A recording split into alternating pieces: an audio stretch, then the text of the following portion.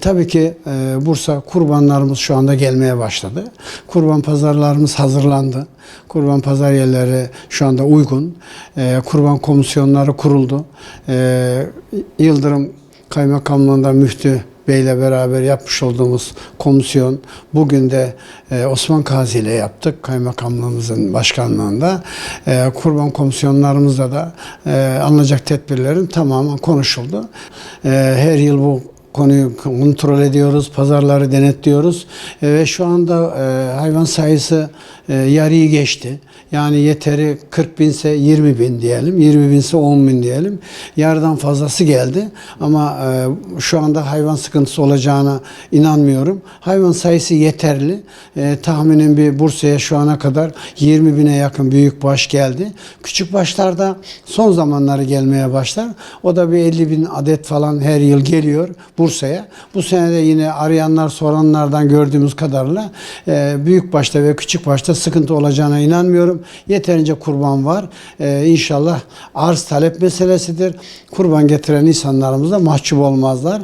Vatandaşların mutlaka buna eğilimi önemli ama maddi ve manevi durumlar biraz sıkıntılı. Biliyorsun emeklilerin, işçilerin, çalışanların geçim şartlarına baktığınız zaman kurban satışlarında biraz bu sene düşük olacak gibi görüyoruz. Geçen yıla rağmen bu sene bir %30 gibi bir artış var. Tabi bu artışların şimdi biraz ateşli gözüküyor ama son zamanlar ne olur bilmiyoruz. Bu fiyatların büyükbaşların 150 bin liradan 300 bin liraya kadar büyükbaşlarımız satılmaya başladı. Bu 7 kişilik olan kurbanlıklar. Ama küçükbaşlar 15 bin liradan 25 bin liraya kadar onlar da takip edeceğine inanıyorum. Geçen seneye rağmen bir %30'luk fark var. Vatandaşların zaten bütün pazar yerlerimizde veterinerler görevlendirildi. Yani bugün komisyonlarda 25 tane 30 tane her bölgede kurban satış yerleri ve kesim yerleri belirlendiği yerlerde mutlaka veterinerler odası ve belediye tarafından veteriner hekimlerin temin edilmesini konuştuk. Hatta bu konuda ısrar edenlerden bir tanesi ben kasap odası başkanı olarak bir de veteriner hekimler odasından gelen arkadaşlarımız veterinerlerin kontrolünden geçmesi lazım hayvanların, kesilen hayvanların. Bu konuda kontroller yapılacak. Şu anda herhangi bir sıkıntı gözükmüyor. Tabii ki dikkat edecekleri çok şey var.